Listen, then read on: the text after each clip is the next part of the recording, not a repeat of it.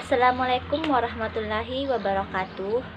Perkenalkan, nama saya Jumahni, Prodi Perbankan Syariah Kelompok 1 di Institut Agama Islam Negeri Bone. Alasan saya membuat video ini untuk memenuhi tugas mata kuliah saya. Video kali ini saya akan membahas sedikit tentang materi tentang hadis. Baiklah, langsung saja. Pembahasan pertama yaitu hadis pada masa Nabi Muhammad SAW. Pada periode inilah hadis hadir sebagai sebuah sabda akwal, af'al, takwir Nabi Muhammad SAW yang berfungsi menerapkan Al-Quran untuk menegakkan syariat Islam dan membentuk masyarakat Islam. Hadis Nabi Muhammad SAW merupakan salah satu dari dua sumber utama ajaran Islam yang harus diketahui. Dan hadis ini sudah ada sejak awal perkembangan Islam, karena hadis adalah suatu yang disandarkan pada Nabi Muhammad SAW. Mengenai kapan munculnya hadis ini juga terdapat perbedaan pendapat di kalangan ilmuwan. Menurut ulama hadis, hadis ini adalah segala sesuatu perbuatan, perkataan, dan ketetapan yang dibuat oleh Nabi Shallallahu Alaihi Wasallam sejak beliau lahir sampai wafat.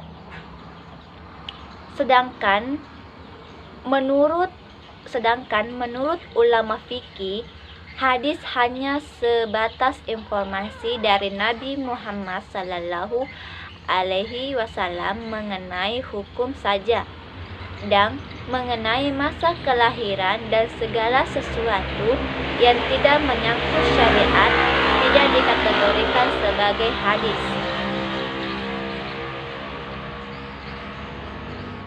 Artinya, hadis dimulai saat Nabi Shallallahu Alaihi Wasallam diangkat sebagai nabi, dan masa kenabian ini adalah saat Nabi Muhammad Sallallahu Wasallam mulai menerima wahyu dari Allah Subhanahu wa Ta'ala.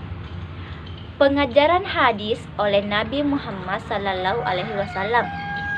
Nabi Muhammad Sallallahu Alaihi Wasallam adalah orang yang diberi wahyu oleh Allah Subhanahu wa Ta'ala dan diperintahkan menyampaikannya kepada umat manusia.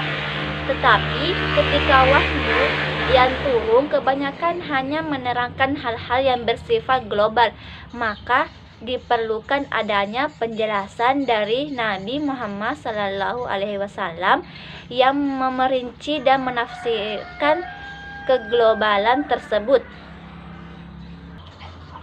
Ketika Islam baru muncul di Mekah, Nabi Muhammad Sallallahu Alaihi Wasallam menjadikan rumah Al-Arqam ibn Abdul Manaf sebagai pusat dakwah Islam. Namun setelah Islam berkembang dengan pesat yang dimulai di Madinah, tempat pengajaran Islam, dan hal ini hadis tidak terfokus hanya pada satu tempat, tetapi di mana ada kesempatan di suatu hadis, disitulah hadis diajarkan. Karena apabila Nabi Muhammad Sallallahu Alaihi Wasallam duduk pada suatu tempat, maka para sahabat selalu mengelilinginya.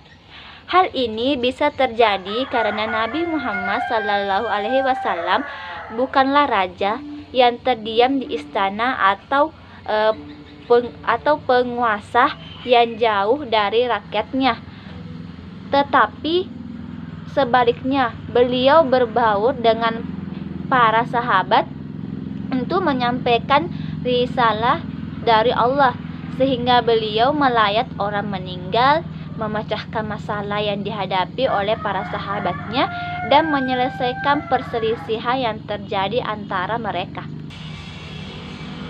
Adapun cara penyampaian hadis pada masa Rasulullah Shallallahu Alaihi Wasallam atau cara para sahabat menerima hadis dari Rasul, secara umum melalui lisan atau dengan menyaksikan perbuatan Rasul dan mendengar dari orang yang mendengarnya dari Rasulullah Shallallahu Alaihi Wasallam. Al-Ajjaj dalam bukunya membagi sebagai berikut. 1. Dengan bentuk majlis. Majlis Nabi pada saat itu tidak hanya terbatas pada kaum laki-laki saja, karena kaum ibu juga hadir pada majlis itu, walaupun dalam waktu dan tempat yang tertentu. Dan jika di antara mereka ada yang tidak hadir, mereka bertanya kepada yang hadir. Umar ibnu Khattab pernah berkata bahwa ia dan tetangganya dari kaum Ashar di daerah Bani Umayyah, nama sebuah desa di Madinah, pernah bersepakat untuk bergantian menghadiri majlis Nabi Shallallahu Alaihi Wasallam. Yang kedua, dengan lisan dan perbuatan, yakni menjelaskan hukum dari peristiwa yang dialami oleh Rasulullah Shallallahu Alaihi Wasallam itu sendiri, seperti hadis yang diriwayatkan Abi Hurairah. Pada suatu hari Rasulullah Shallallahu Alaihi Wasallam lewat di depan seorang laki-laki yang sedang menjual makanan. Pada saat itu beliau bertanya tentang dagangannya dan ia menjawabnya. Kemudian Rasulullah Shallallahu Alaihi Wasallam memasukkan tangannya ke dagangan itu dan didapatinya dalam keadaan basah. Lalu Rasulullah bersabda, "Bukan dari golongan kami orang yang melakukan kecurangan." Yang ketiga, menjawab pertanyaan yang berkenaan langsung dengan sahabat dan disaksikan oleh sahabat. Hadis macam ini muncul karena satu masalah yang terjadi dan sampai ke telinga Rasulullah Sallallahu Alaihi Wasallam karena menyangkut pribadi sahabat, seperti hadis Ali bin Abi Thalib yang menyatakan bahwa dia sering mengeluarkan mazi. Untuk mengetahui hukumnya, Ali meminta bantuan kepada Al-Migan untuk menanyakan hukumnya kepada Nabi Shallallahu Alaihi Wasallam dan beliau menjawab, dia harus membersihkan kelaminnya dan berwudu. Ya, itulah tadi pembahasan pertama. Baiklah, kita lanjutkan kembali ke pembahasan kedua, yaitu tentang pembekuan hadis. Oke, pertama kita membahas pembukuan hadis pada abad kedua Hijriah. Pada masa ini dapat dikatakan sebagai masa penulisan dan pengkodifikasian hadis secara resmi, dikarenakan instruksi khalifah dan beberapa perihal yang menjadi latar belakang tercetusnya kegiatan tersebut. Pada pembahasan kali ini akan memuat pembahasan terkait latar belakang pengkodifikasian hadis pada abad kedua Hijriah. Ciri-ciri pengkodifikasian hadis pada abad kedua sampai kegiatan penyaringan hadis terhadap periwayatannya yang dianggap palsu. Sejak masa sebelum pemerintahannya, daerah Islam telah meluas sampai daerah-daerah di luar Jazirah Arab. Ini membawa akibat para sahabat menjadi terpencar ke daerah-daerah Islam untuk mengembangkan Islam dan membimbing masyarakat setempat, terutama dalam penyampaian pesan-pesan ilahiyah dan juga sunnah Rasulullah Sallallahu Alaihi Wasallam. Dengan demikian, latar belakang atau motif Khalifah Umar bin Abdul Aziz mengeluarkan instruksi untuk mengkodifikasi atau membukukan hadis ialah: 1. Al-Quran telah dibukukan dan telah tersebar luas, sehingga tidak dikhawatirkan lagi akan bercampur dengan hadis. Yang kedua, telah makin banyak para perawi atau penghafal hadis yang meninggal dunia. Bila keadaan demikian terus dibiarkan, maka dikhawatirkan akan hilangnya hadis dalam bagian dari agama. Yang ketiga, daerah Islam yang semakin meluas, peristiwa-peristiwa yang dihadapi umat Islam semakin luas dan kompleks. Hal ini berdampak pada perlunya hadis Nabi sebagai petunjuk di samping Al-Quran. Yang keempat, pemalsuan hadis yang semakin mengkhawatirkan bila keadaan demikian terus dibiarkan, maka kelestarian dan kemurnian ajaran Islam dapat terancam. Maka diperlukan langkah pencegahan, dan salah satu dengan cara membukukan hadis yang sekaligus dapat menyelamatkannya dari pengaruh pemalsuan. Yang kedua, pembukuan hadis pada abad ketiga Hijriah.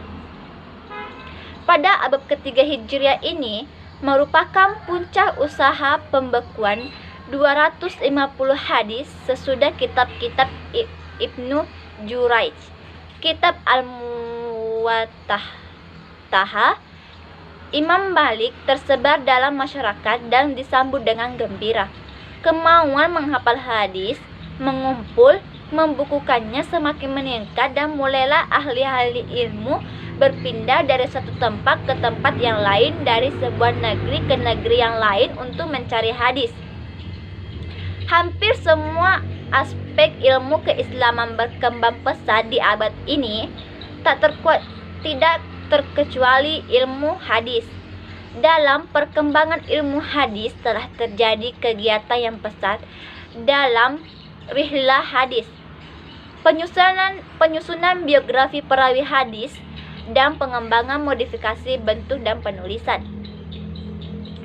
Yang ketiga, pembukuan hadis pada abad ke-4 sampai pertengahan abad ke-6 Hijriah.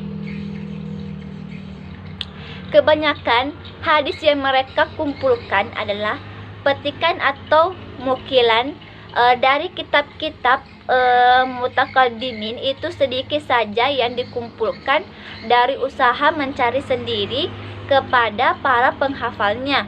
Dalam arti masa pengembangan pemikiran terhadap karya-karya ulama hadis sebelumnya, konsentrasi ulama sangat beragam.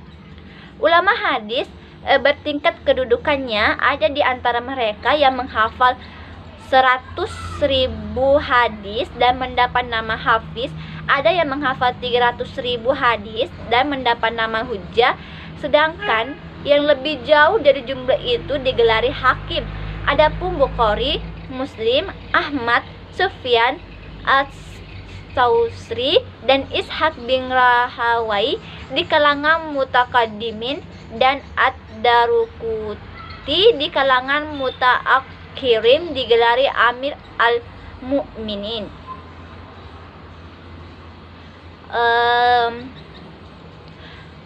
Yang keempat, pembekuan hadis pada abad ke-6 sampai sekarang. Dalam masa ini, banyak kepala-kepala pemerintahan berkecimpung dalam bidang ilmu hadis. Islam dalam perang salib telah runtuh dan dikuasai oleh Daulah Mamalik.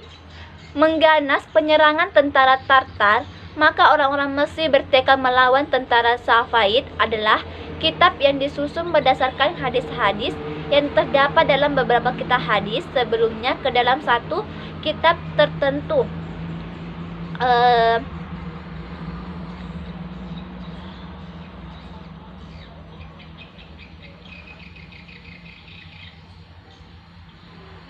Di antara ulama yang menyatakan Ibnu Hajar adalah seorang hafiz atau penghafal hadis. Ijazah adalah pemberian izin dari seorang guru kepada muridnya untuk meriwayatkan hadis-hadis yang berasal dari guru tersebut, baik yang tertulis maupun yang berupa hafalan. Sedangkan maktabah adalah pemberian catatan hadis dari seorang guru kepada muridnya, baik catatan itu ditulis oleh guru itu sendiri ataupun didiktekan kepada murid yang tidak ada tandingannya di zamannya. Itulah tadi pembahasan kedua. Selanjutnya kita pindah ke pembahasan ketiga, yaitu tentang ulumul hadis. Adapun pengertian ulumul hadis, ulumul hadis adalah istilah ilmu hadis di dalam tradisi ulama hadis. Ulumul hadis terdiri atas dua kata, yaitu ulum dan al-hadis. Kata ulum dalam bahasa Arab adalah bentuk jamak dari ilm jadi berarti ilmu-ilmu. Sedangkan al-hadis di kalangan ulama hadis berarti segala sesuatu yang disandarkan kepada Nabi Shallallahu Alaihi Wasallam dari perkataan, perbuatan takrir atau sifat.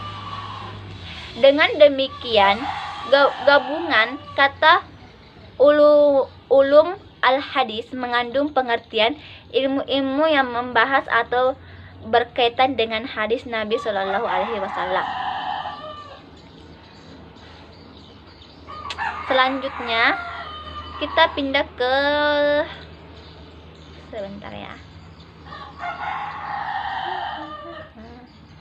sejarah perkembangan hadis. Perkembangan ilmu hadis selalu beriringan dengan pertumbuhan pembinaan hadis itu sendiri. Hanya saja belum dinyatakan sebagai ilmu secara eksplisit pada masa Nabi Shallallahu Alaihi Wasallam masih hidup di tengah-tengah sahabat. Hadis tidak ada persoalan karena jika menghadapi suatu masalah atau skeptis dalam suatu masalah, mereka langsung bertemu dengan beliau untuk mengecek kebenarannya atau menemui sahabat lain yang dapat dipercaya untuk mengonfirmasinya. Setelah itu barulah mereka menerima dan mengamalkan hadis tersebut.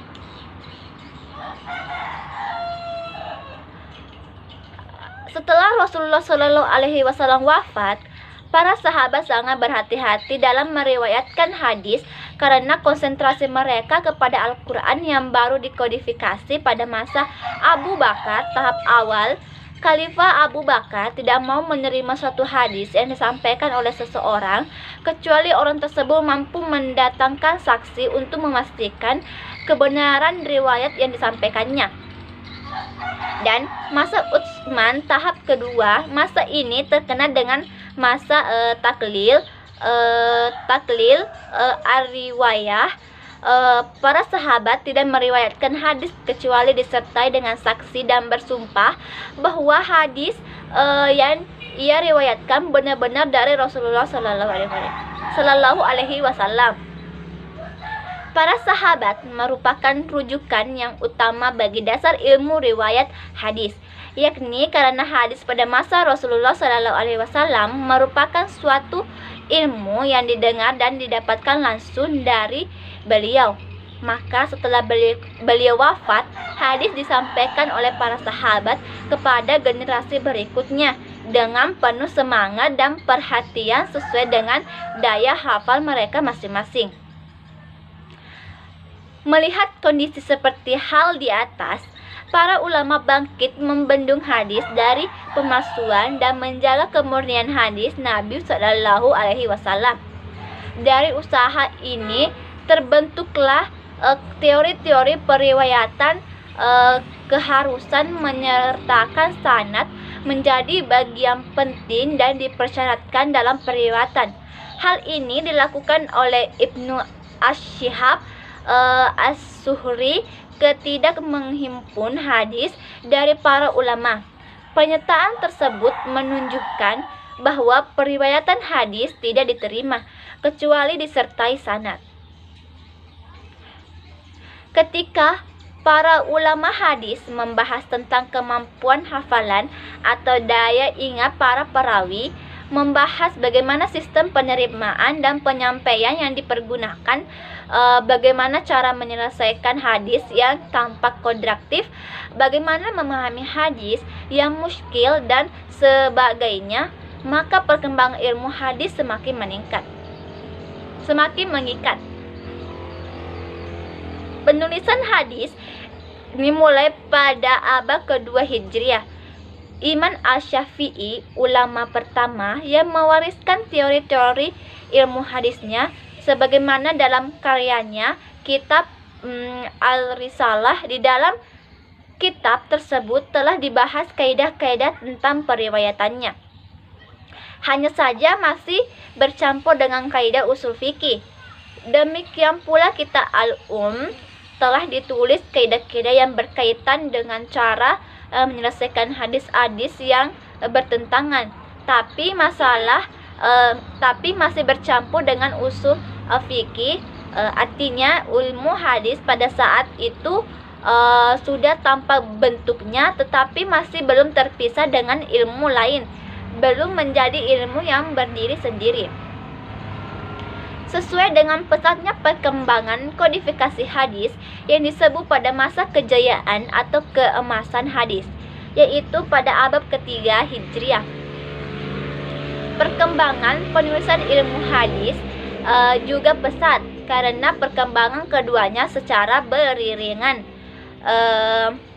Ahmad Umar Ashim mengatakan orang pertama kali menulis ilmu hadis adalah Ali bin Al-Madani, syaikhnya Al-Bukhari, Muslim, dan Tirmidzi.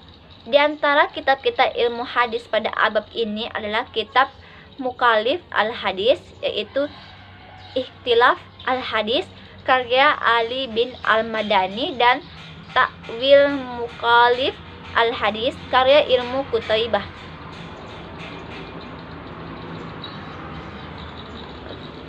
Terus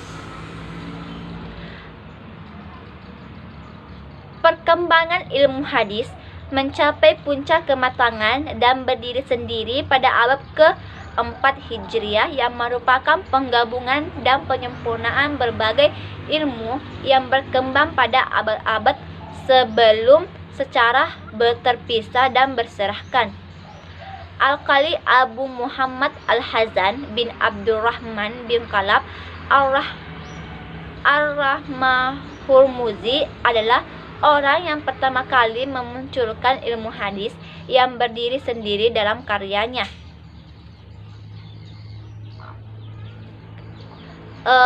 Berikutnya cabang-cabang ulumul hadis. Adapun cabang-cabang ulumul hadis yaitu ilmu rijal al-hadis, yaitu ilmu yang membahas para perawi hadis baik dari sahabat, dari tabi'i maupun dari angkatan-angkatan sesudahnya. Yang kedua, ilmu al-jar al-ta'dil, yaitu ilmu yang menerapkan tentang hal cacat yang dihadapkan kepada perawi dan tentang pentadilannya, memandang adil para perawi dengan memakai kata-kata yang khusus dan tentang martabat-martabat kata-kata itu. Yang ketiga, ilmu fanil mubanat, yakni ilmu untuk mengetahui nama orang-orang yang tidak disebut di dalam matan atau di dalam sanad. Misalnya perawi-perawi yang tidak disebut namanya dalam Sahih Bukhari diterangkan selengkapnya oleh Ibnu Hajar al-Asqalani dalam Hidayatus Shari Muqaddamah Fathul Bari. Yang keempat, ilmu Mukhalif al-Hadis, ilmu yang membahas hadis-hadis secara lahiriah bertentangan namun ada kemungkinan dapat diterima dengan syarat. Yang kelima, ilmu ilal hadis, yaitu ilmu yang membahas tentang sebab-sebab tersembunyi yang dapat merusak keabsahan suatu hadis. Yang keenam, ilmu qarib hadis, yaitu ilmu yang membahas dan menjelaskan makna kalimat yang terdapat dalam matan hadis yang sukar diketahui atau dipahami maknanya. Baiklah, itulah tadi pembahasan yang sempat saya sampaikan. Apabila ada kata-kata yang tidak mengerti atau tidak jelas, mohon dimaafkan. Wassalamualaikum warahmatullahi wabarakatuh.